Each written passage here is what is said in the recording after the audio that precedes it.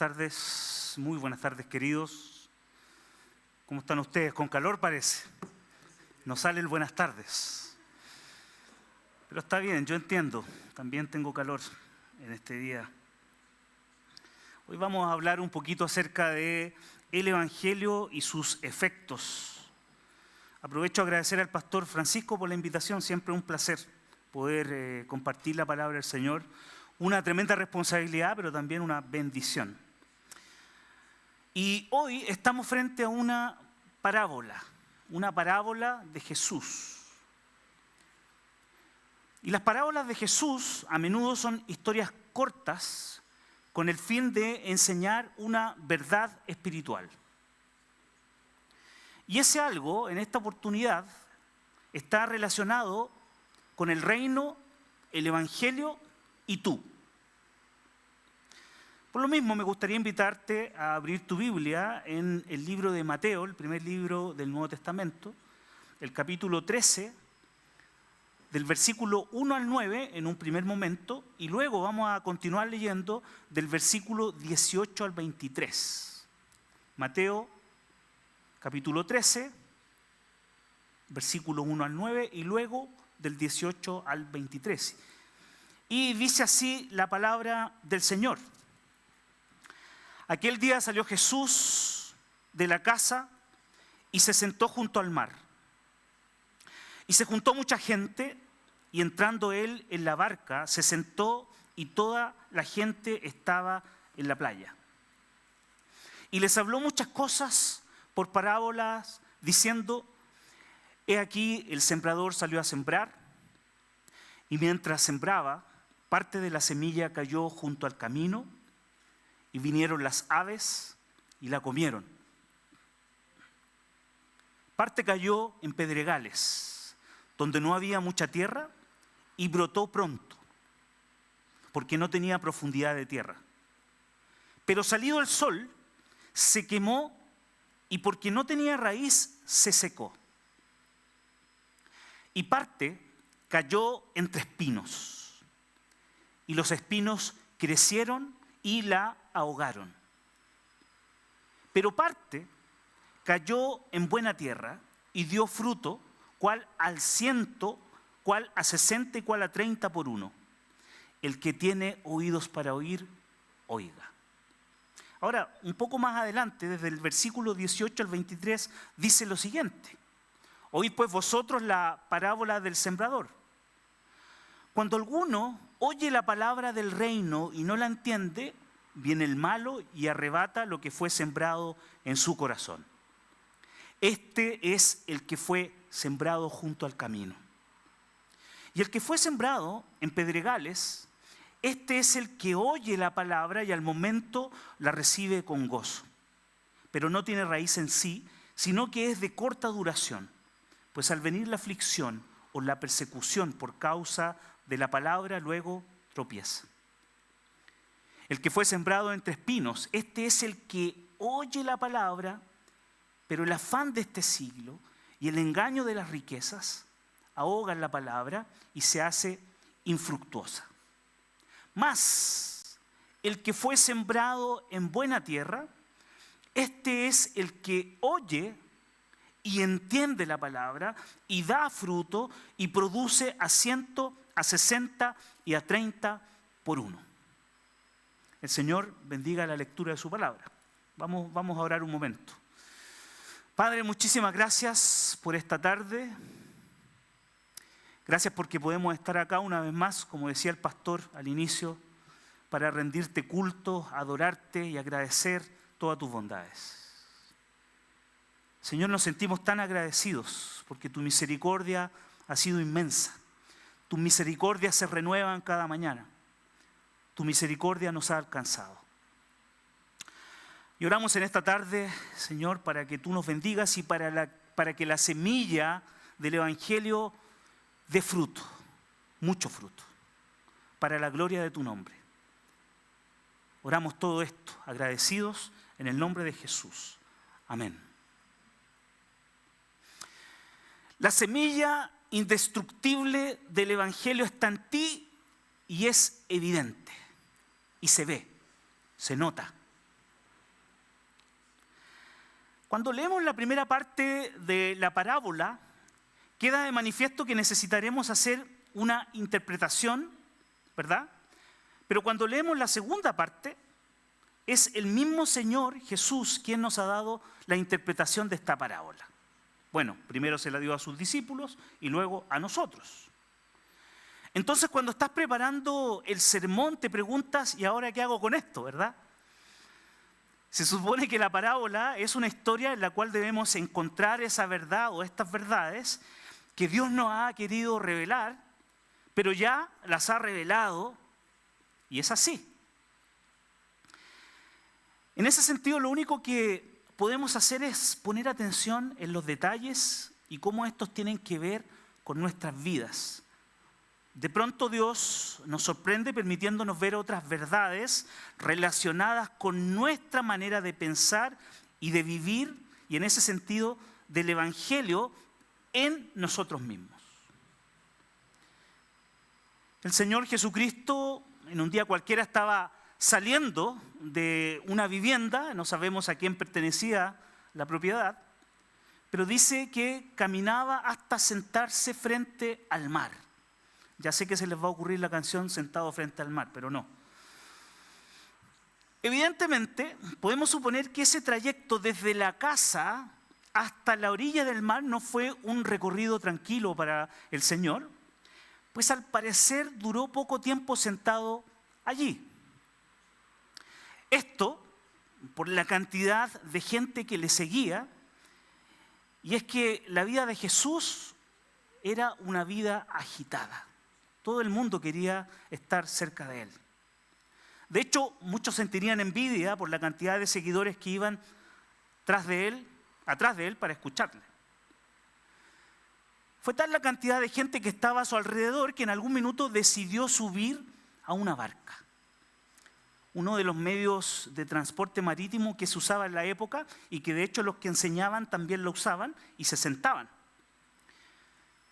Y allí obviamente está el Señor más cómodo porque estaba sentado abajo, pero luego se vuelve a sentar y puede apreciar a toda la gente que estaba en la playa. Jesús, fiel a su trabajo en esta tierra, comienza a hacer lo que sabe hacer. Comienza a contar una historia, una parábola. La parábola que se trata de un sembrador que salió a sembrar y cuya semilla cae en distintos tipos de tierra y por lo tanto dando resultados diferentes dependiendo del lugar donde cae. Porque lógicamente una semilla que cae junto al camino, un empedrado, entre la maleza o en buena tierra, no van a dar el mismo resultado. Al pasar el tiempo, Jesús revela el significado de la parábola, identificando al sembrador con el predicador, la semilla con el evangelio y la tierra con las personas que responden a lo que fue sembrado. ¿Cuál es el resultado? 4 personas que oyen la palabra del reino. Sin embargo, a pesar que todos pueden oír la palabra, no todos pueden llegar a las mismas conclusiones o florecen de la manera que se espera. ¿Por qué? Es la pregunta. Porque en el caso de la semilla que fue sembrada junto al camino, Jesús señala que oyendo no entiende. Viene el malo y la arrebata. Arrebata lo que fue sembrado en su corazón.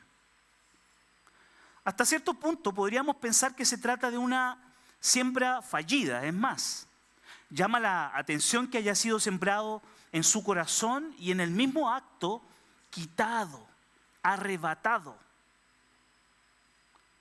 Porque la pregunta que uno se hace aquí es, ¿tiene el malo el poder para arrebatar el evangelio que es sembrado en el corazón? La verdad que es una pregunta difícil, pero es válida, hay que hacérsela. ¿Qué es lo que quiso decir Jesús con esto? ¿Existe la posibilidad que el Evangelio sea sembrado y luego quitado? Cuando siempre hemos afirmado que la salvación es de Dios y nadie puede cambiar esa realidad. La respuesta a este interrogante está ahí mismo, en el mismo pasaje. Si ustedes mantienen abierto el capítulo, dice lo siguiente: oye la palabra del reino y no la entiende. Es decir, si bien es capaz de oír y parece haber sido guardada en el corazón, realmente no ha logrado penetrar ese corazón porque se encuentra en el camino. De ahí entonces que alguien pueda tomarla de su lugar y quitarle el poder para producir los efectos que se espera produzca. Este es el típico caso de personas con las cuales compartimos el Evangelio y te miran cuando estás compartiendo con ellos, ¿no? No sé a cuántos les ha pasado. Parecen entender cuando tú les estás hablando, pero una vez que comienzas a preguntarles si entendieron o qué entendieron, ¿no? Después de la caída, que después de la caída todos somos pecadores, ¿verdad? Todos somos del mismo club. Y de ahí le habla sobre la importancia de la obra de Cristo en la cruz, del derramamiento de su sangre en favor nuestro, de su muerte, su resurrección, algo que parece tan simple para nosotros. Luego te das cuenta por el feedback que te dan que no han entendido absolutamente nada, ¿no? Y sí, suele ser un poco frustrante y lo es, sobre todo cuando lo has hecho más de una vez con una persona. En varias oportunidades me tocó vivir este caso mientras compartía de Cristo en la universidad. ¿A cuántos de ustedes les pasó? ¿Con algún compañero de universidad, familiar, amigo? Acontece, ¿no? Estamos hablando, pero acontece con los miembros de nuestra familia, con nuestros amigos, con nuestros vecinos. Parece que están entendiendo, pero como que nunca, como se dice en México, les cae el 20. Y es que las parábolas específicamente tienen esa peculiaridad que a pesar de ser escuchadas, escuchen bien, no están disponibles para todos. O sea, algunos la pueden entender y otros no. Y sobre esto, Marcos, capítulo 10, del versículo 11 y 12, dice lo siguiente. Dice que cuando Jesús estuvo solo, los que estaban cerca de él, con los 12, le preguntaron sobre la parábola. Y les dijo: a vosotros os es dado saber el misterio del reino de Dios.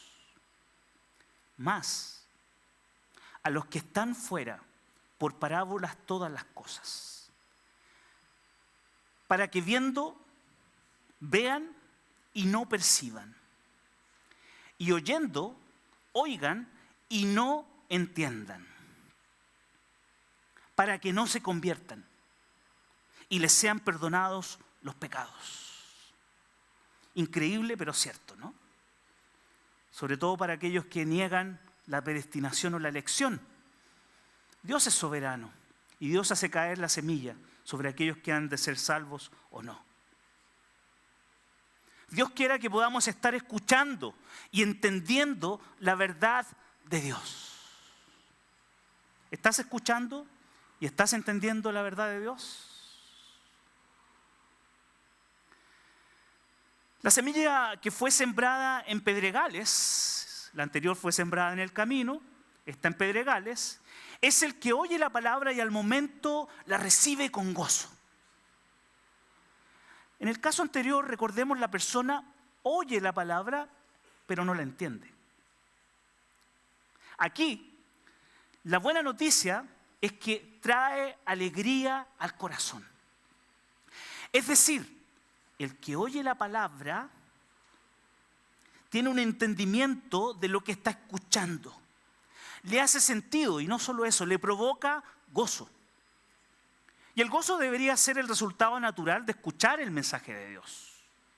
Porque para quien recibe la gracia de la salvación, no existe algo más grande que esto. No lo hay. Saber que hemos sido alcanzados por la misericordia, que hemos sido resucitados a una nueva vida y que hemos sido regenerados para disfrutar de una eternidad con Dios, no tiene precio. No hay algo mayor. Pero ojo, el problema de la semilla que ha caído en este tipo de tierra o corazón es que no logra arraigarse, sino que es, dice, de corta duración. Pues, ponga atención, al venir la aflicción o la persecución por causa de la palabra, luego tropieza. Si la semilla no logra echar raíz, es imposible que pueda fructificar. Porque si no logra echar raíz, es decir, aferrarse al suelo, a la base o al fundamento, el resultado no puede ser otro que perder de vista su convicción, su esencia, su compromiso, su propósito para el cual existe. Bajo esa lógica, si bien el caso anterior ni siquiera logra entender, este todavía es peor porque parece experimentar el gozo de oír la buena noticia, pero no logra apropiarse de ella. Y la historia de la iglesia tiene innumerables ejemplos de este tipo de casos, ya que apunta a aquellos que han experimentado el gozo del mensaje, pero cuando viene la aflicción o la persecución por causa de la palabra, luego tropieza. Pero no siempre fue así. Al contrario, el cristianismo, después de la muerte del Señor, fue sufrido y muchos cristianos enfrentaron el martirio por causa de la palabra. En las clases de historia de la iglesia siempre recordamos que Esteban fue el primer mártir, año 35 después de Cristo, y que desde el comienzo la cristiandad fue perseguida. De hecho, se habla de 10 persecuciones oficiales patrocinadas por el Imperio Romano. Las principales fueron las promovidas por Nerón entre el año 64 y 68. Según la tradición, todos los apóstoles murieron de forma violenta al final del primer siglo, excepto Juan. Mateo muere por la espada. Marcos, después de ser arrastrado por las calles de la ciudad. Lucas, ahorcado en un olivo. Santiago, decapitado. Felipe, ahorcado. Bartolomeo, desollado vivo. Andrés, en una cruz. Matías, apedreado y después decapitado. Bernabé, apedreado hasta la muerte. Pablo, decapitado, y Pedro, crucificado de cabeza para abajo. Eso es el testimonio de la tradición, por cierto. Después de la muerte de Juan, el último de los apóstoles, la actitud de los creyentes en algunos casos cambió. La famosa correspondencia entre Plinio, gobernador del Ponto, y el emperador Trajano, entre el 111 y 113, certifican esto. Los que negaban ser o haber sido cristianos, dice Plinio en uno de sus párrafos, cuando invocaban a los dioses con palabras dictadas por mí, ofrecían oraciones con incienso y vino a su imagen, que yo había ordenado traer para este fin, junto con las estatuas de los dioses. Y además maldecían a Cristo. Nada de lo que se puede obligar a hacer a los que son realmente cristianos, según se dice. Estos creí, señala Plinio, que debían ser dados de baja. Otros nombrados por el informante declararon que eran cristianos, pero luego lo negaron, afirmando que lo habían sido, pero que habían dejado de serlo. Algunos 3 años antes, otros muchos años, algunos hasta 25 años. Todos ellos adoraban también la imagen, las estatuas de los dioses y maldecían a Cristo. ¿Cómo estamos en este punto? ¿Estamos viviendo el cristianismo de una manera consistente a pesar de las circunstancias? ¿Estamos preparados para lo que pueda venir? ¿Hay profundidad para enfrentar la aflicción o la persecución? Es que, Cristian, estamos muy lejos de eso. Lo sabemos. La historia puede cambiar de un momento a otro. Y en nuestra comodidad podemos comenzar a experimentar incomodidad. El tercer caso es el que fue sembrado entre los espinos. Este es el que oye la palabra, pero el afán de este siglo y el engaño de las riquezas ahogan la palabra y se hace infructuosa. Los primeros dos casos coinciden en situaciones puntuales que no permiten que la semilla crezca. En el primer caso dice que vinieron las aves y el maligno arrebató la semilla. En el segundo caso, al estar la semilla entre las piedras, el sol la quemó y por eso no logró echar raíz. En este caso, la semilla es arrojada, igual que las anteriores, pero cae entre los espinos. Espinos que son asociados con las cosas de este mundo. Podríamos aplicarlo a los deseos, aspiraciones y cuestiones que nos alejan de nuestro propósito principal, que es conocer a Dios y dar fruto. En otras palabras, el primero no entiende lo que la semilla significa, el segundo no comprende el fondo del contenido de la semilla, y el tercero está absolutamente desorientado porque confunde lo que realmente vale la pena en la vida, lo que realmente es esencial, lo verdaderamente importante. No es que sea malo disfrutar de lo que Dios ha puesto en el mundo, pero su corazón está ahogado por los espinos. Y es triste ver que creyentes que han abrazado la fe, entre comillas, pero sus actos muestran exactamente lo contrario. Viviendo en función de lo material, de los placeres y la buena vida, postergando una relación profunda con Dios, una vida de comunión con sus hermanos y un testimonio que debería ser prioridad por todo lo que han recibido. A estos se les ha olvidado que todo lo que son, todo lo que tienen y todo lo que tendrán es producto de la mano generosa de Dios. Puede sonar fuerte, pero viven engañados. El afán de este mundo y de este siglo, el engaño de las riquezas, ahogan la palabra y se hace infructuosa.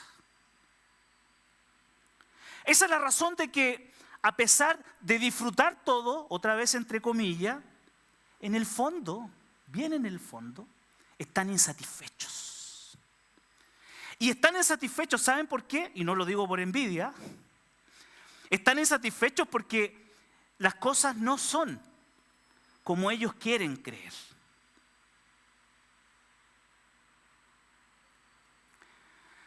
Da lo mismo si voy el domingo a la iglesia o no. Total, puedo hacerlo en otro momento. ¿Qué importa? ¿Para qué voy a reunirme con los hermanos si ya leí la Biblia y a Berkov? Además, los cultos y las predicaciones están online, así que los veo cuando tenga algo de tiempo y lo puedo hacer con un cafecito y con un brownie, ¿no? Más tranquilo, sobre todo en el invierno. ¿Dijiste participar en los grupos de crecimiento para compartir con los hermanos? No, eso ya fue, ¿cómo se te ocurre? Mejor hago mi asado en la terraza con algo para beber y para todo hay tiempo, ¿verdad? Ahora, hay hermanos que comparten en la terraza el asado, así que eso es bienvenido. Evidentemente, estas perspectivas hacen que la semilla, la palabra, sea infructuosa. El verdadero creyente, queridos, el verdadero creyente no anda por ahí caminando solo, sin comunión con sus hermanos y pensando que puede vivir la espiritualidad como se le dé la gana. Es más, este pasaje está precisamente afirmando que eso no es posible. ¿Por qué? Porque viven afanados como Marta, engañados como el joven rico y extraviados como los fariseos. No améis al mundo ni las cosas que están en el mundo. Si alguno ama al mundo, el amor del Padre no está en él. Porque todo lo que hay en el mundo, los deseos de la carne, los deseos de los ojos y la vanagloria de la vida, no proviene del Padre, sino del mundo.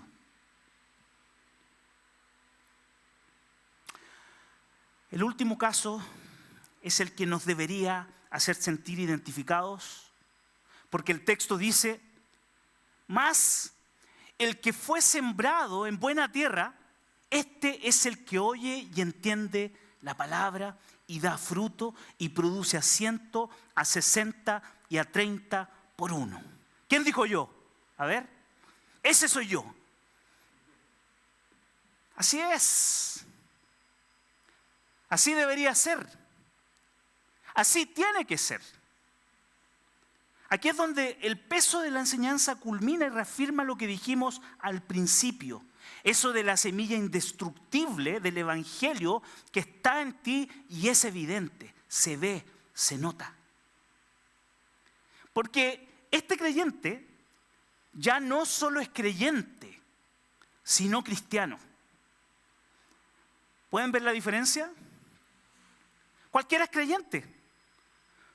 Y cualquiera es creyente porque puede creer lo que quiera.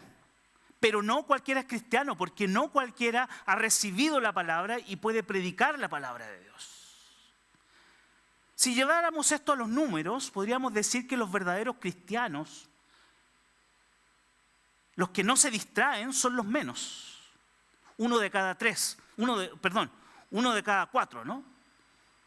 De hecho, y al mismo tiempo, estos son los más productivos, ya que a diferencia de los que no fructifican, no han entendido la palabra, no ha hecho vida en ellos, el cristiano da fruto y dice que da un fruto abundante.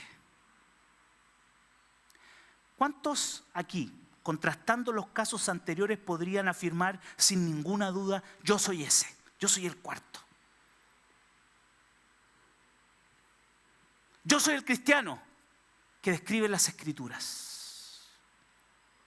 El cristiano del peregrino de John Bunyan. Queridos, si no lo han leído, les recomiendo ese libro. La semilla que cae en buena tierra, en la que ha preparado el labrador, no tiene otra opción que ser consecuente con lo que ha sido plantado en su corazón. La semilla indestructible del Evangelio, del que oye y entiende la palabra. La verdad, tenemos una tremenda responsabilidad en relación a esto. Porque en un lenguaje coloquial, somos afortunados de ser depositarios de la verdad de Dios. Afortunados de poder oír el Evangelio de Cristo. Su vida, su obra, su muerte y su resurrección. Y entender lo que Dios ha querido comunicar.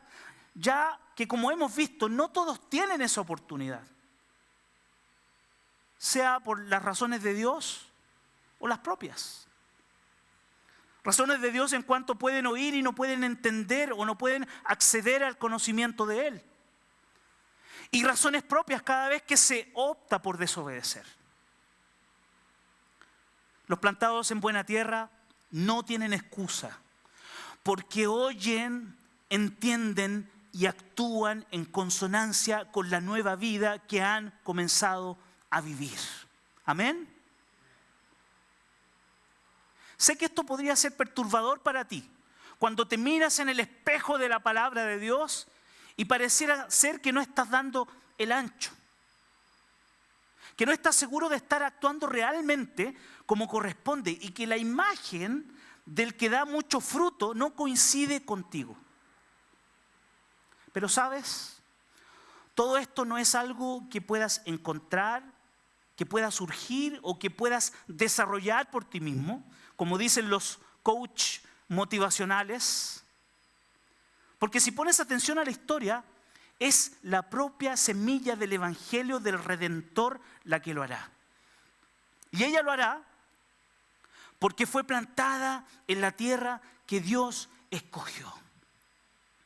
Porque es una semilla divina, una que producirá fruto y mucho fruto, porque no puede ser de otra manera. El profeta Isaías, usando también la realidad de la naturaleza, lo decía de esta forma.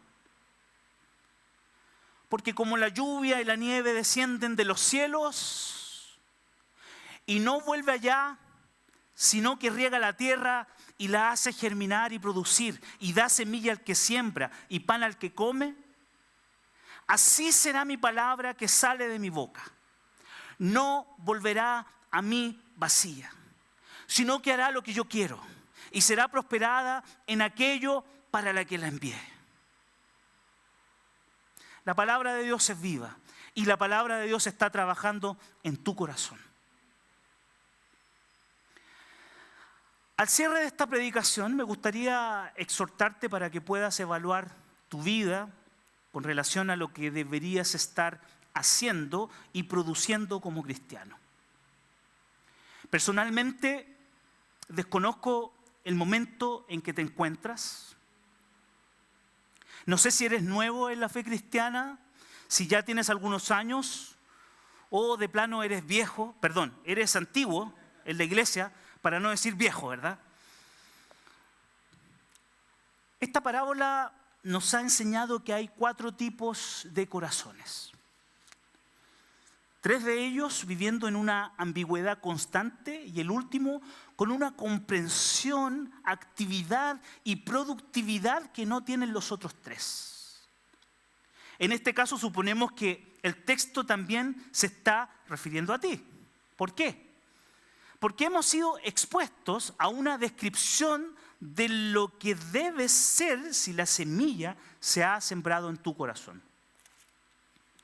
Pues Dios ha tomado los medios usando al propio Señor Jesucristo, quien nos habla por medio de su palabra hoy, o algún amigo, misionero, pastor, que plantó esa semilla divina en tu vida a través de la predicación del Evangelio. Y esta semilla obviamente está ahí y se encuentra produciendo frutos. A veces muchos, otras no tanto, pero produciendo. ¿Y a qué nos referimos con dar frutos? ¿Qué es el fruto? ¿Cómo damos fruto? Bueno, podríamos tomar la decisión de manipular genéticamente esta semilla, ¿verdad? La semilla de la parábola, y usarla para exhortarte a ser un buen cristiano. ¿Cómo? Cumpliendo con las expectativas que tenemos acerca de lo que un cristiano significa.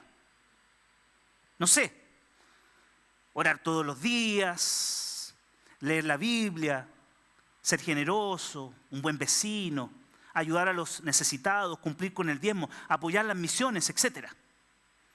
Pero probablemente me vas a decir, las hago todas. Ah, qué bueno. Hay tantas cosas que podríamos decir al respecto de qué es un buen cristiano, un cristiano de verdad. No obstante, la manipulación genética de la semilla sería una distorsión de la verdad de Dios. Porque a pesar de que deberíamos hacer estas cosas por lo que Dios ha hecho en nuestras vidas, el fruto de la semilla siempre ha sido la del Evangelio.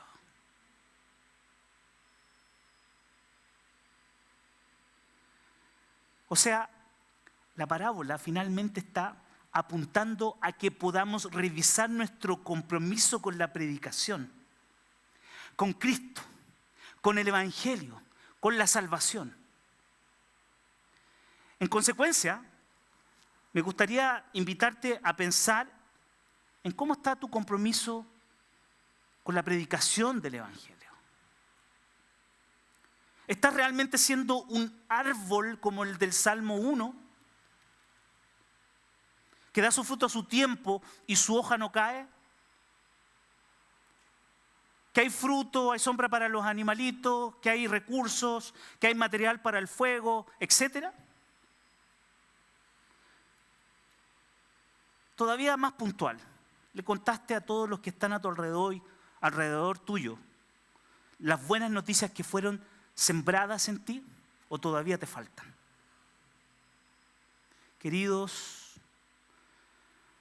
si esta introspección no te dejó tranquilo o tranquila, te invito a aprovechar esta semana para pensar en alguien en quien has deseado arrojar la semilla sobrenatural del Evangelio. ¿Y por qué no? Voy a ser más atrevido todavía. Si todavía te cuesta, si no te sientes seguro, ¿por qué no? Invitarlo el próximo domingo a la iglesia para que venga contigo en la tarde. Te quiero invitar a mi comunidad. Ha sido muy especial para mí. Me ha dado el propósito de la vida. Conocer a Dios es lo más significativo. Te invito. Te puede decir sí o no. No importa el resultado, solo hazlo. Porque el resultado, ¿a quién pertenece? Al Señor. Pero ¿por qué no? Esta podría ser una tremenda oportunidad. Hay iglesias en las que yo no llevaría nunca a nadie, jamás. Pero esta tu iglesia se predica la palabra del Señor. Se trata de ser fieles a ella, ¿no? Y hablamos de Dios. No hablamos de nosotros, de nuestras expectativas, de nuestro apellido, sino que tratamos de ser fieles a la palabra del Señor. Queridos, que la semilla indestructible del Evangelio que está en ti sea evidente. El Señor bendiga su hermosa y maravillosa palabra. Amén.